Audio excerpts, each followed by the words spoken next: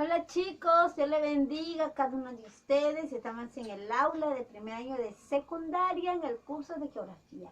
Vamos a hacer un breve repaso para el día viernes, que es nuestro examen, sobre los temas que hemos aprendido. Vamos a hacer un reforzamiento de geografía, ¿ya? ¿Se acuerdan que habíamos hablado sobre las nociones generales de la historia? ¿Quién es el padre de la geografía antigua? Hecateo de Mileto. ¿Quién es el padre de la geografía moderna? Alexander von Humboldt, ¿ya? Etimológicamente la palabra geografía proviene de dos voces griegas, porque nació en Grecia. Proviene de la palabra geografía. Etimológicamente, geo, que significa geografía, no, geo que significa tierra, perdón, y grafía, que significa descripción. Entonces, etimológicamente la geografía en sus inicios estudiaba la descripción de la tierra. Ahora, en la actualidad la geografía como ciencia, que estudia, es la ciencia que estudia las relaciones entre el hombre y su medio geográfico. La palabra medio geográfico tiene muchas denominaciones. Le podemos encontrar como medio ambiente, como paisaje geográfico, como espacio geográfico, como localidad, etc. ¿Ya? Ahora, eso con respecto a lo que es la geografía como ciencia. Habíamos hablado también, ¿no? La geografía en sus principios geográficos. El objeto de estudio de la geografía es el espacio geográfico. El espacio geográfico es el lugar donde habitamos, donde vivimos, donde desarrollamos una serie de actividades económicas, ¿ya? Ahora, el espacio geográfico que nosotros vivimos, nuestro medio ambiente tiene dos elementos, el elemento natural y el elemento cultural. El elemento natural es todo lo que la naturaleza nos ha creado. Ejemplo, el suelo, la tierra, el aire, el agua, los mares, las rocas, la arena, las pampas, los valles, etc. Y la parte cultural es todo lo que el hombre crea. Puentes, edificios, carreteras, hospitales, colegios, etc. Tenemos también los fenómenos geográficos y hechos geográficos. ¿Se acuerdan? ¿Qué son los fenómenos geográficos? Los fenómenos geográficos, conocidos como los fenómenos naturales, son los cambios, transformaciones que sufre la naturaleza. Son imprescindibles, ellos no avisan, son destructores. Ejemplo, los tsunamis, los maremotos, los terremotos, las lluvias torrenciales, los huaicos, deslizamientos, avalanchas, etc. Aparte de los fenómenos geográficos, también tenemos los hechos geográficos. Los hechos geográficos es lo que el hombre causa, lo produce. Ejemplo, el hombre, ¿qué causa? ¿Qué origina? ¿Qué daños origina en su medio geográfico? Incendios forestales, puede ser también la contaminación ambiental, terrorismo, plagas, etc. ¿Ya? Ahora, habíamos hablado también sobre los principios geográficos. Los principios geográficos, habíamos hablado sobre el principio de la localización. Localización significa ubicar el fenómeno geográfico o el hecho geográfico en el espacio, señalando sus características, límites, etc. Por ejemplo, hubo un terremoto en Ancas. Una pregunta, ¿en qué lugar fue el epicentro del terremoto? Ahí entra la ubicación, el principio de la localización. Tenemos también el principio de la causalidad, que fue dada por Alexander von Humboldt. El principio de la causalidad tiene que ver con las causas y consecuencias que trae un fenómeno y un hecho geográfico. Por ejemplo, ¿qué causas motivó el terremoto en Ancas y qué consecuencias trajo posteriormente? Ese es el principio de la causalidad. tenemos lo que es el principio de la comparación. Consiste en comparar hechos, un fenómeno geográfico. Consiste en comparar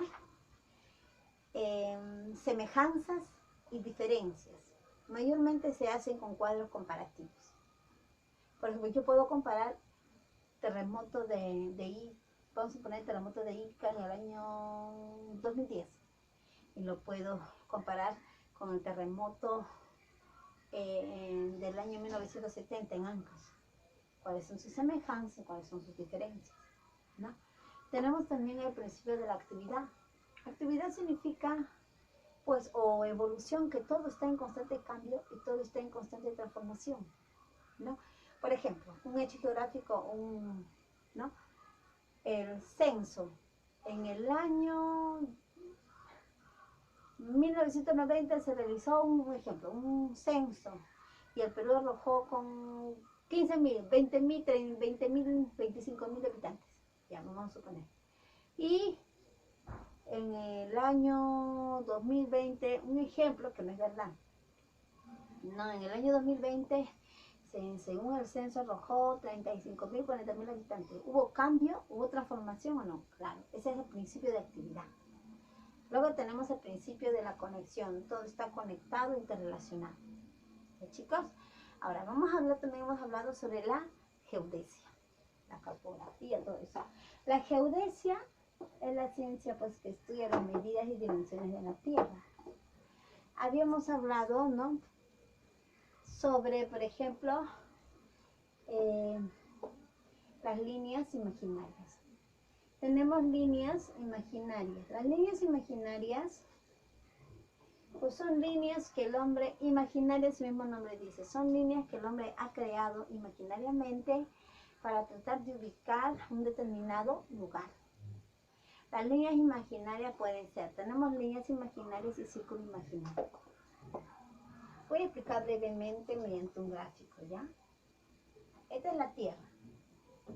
Este es el centro de la Tierra. Sobre aquí, por el centro de la Tierra, acá tenemos el polo norte y el polo sur.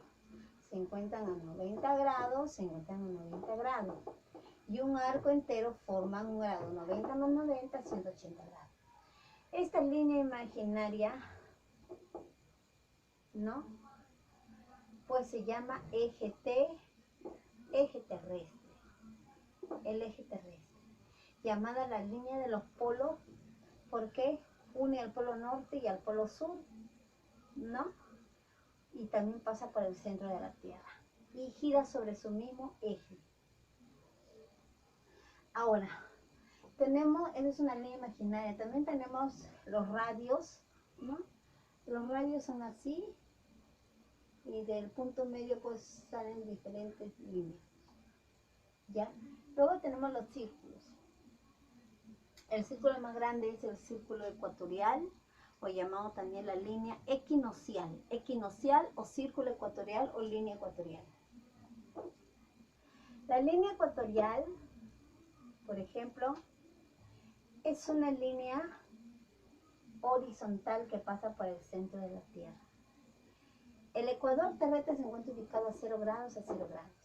El ecuador terrestre divide la Tierra en hemisferio norte y en hemisferio sur. Trabaja con la latitud norte y latitud sur. ¿Ya? Pasa por Quito.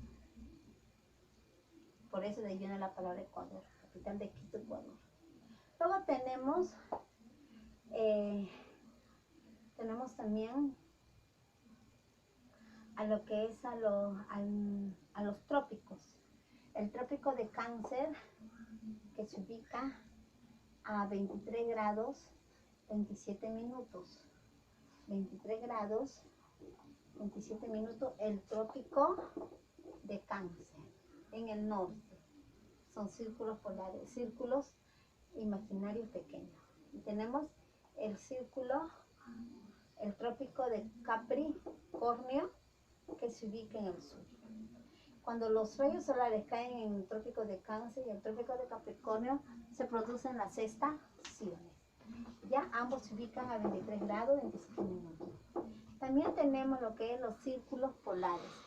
El círculo polar ártico y el círculo polar antártico. El ártico se ubica también a 66 grados, 23 minutos, y el antártico. El ártico al norte y el antártico en el sur.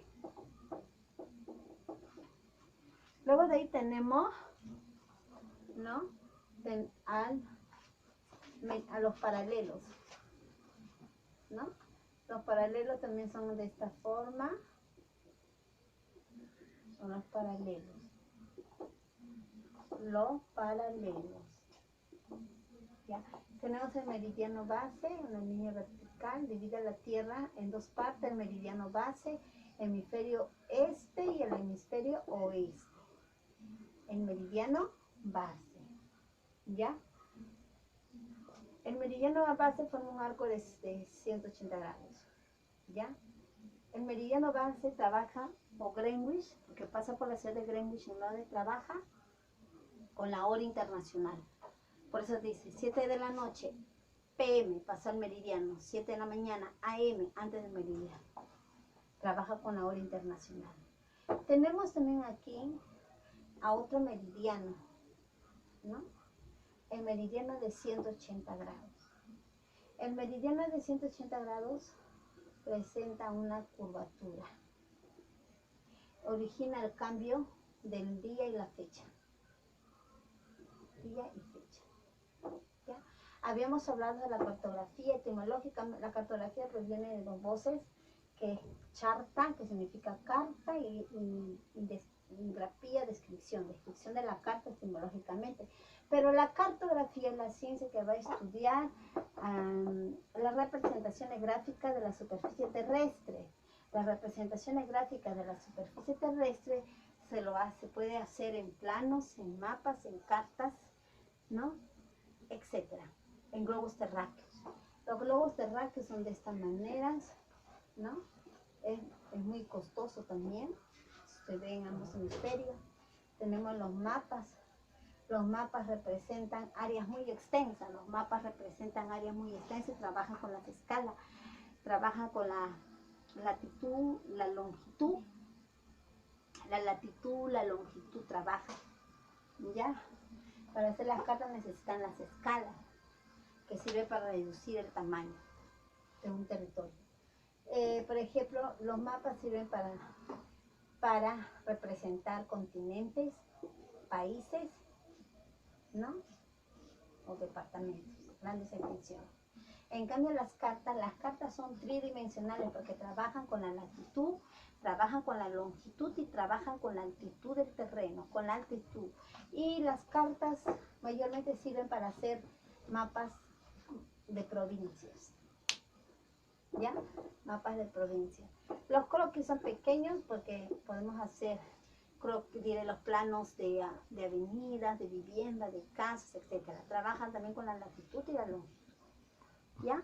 Bueno, chicos, espero que esto sea de bendición para ustedes. Dios me los bendiga grandemente y por favor repasen el video y los videos anteriores y las separadas. Dios les ayude en el examen. Dios me los bendiga. Bye.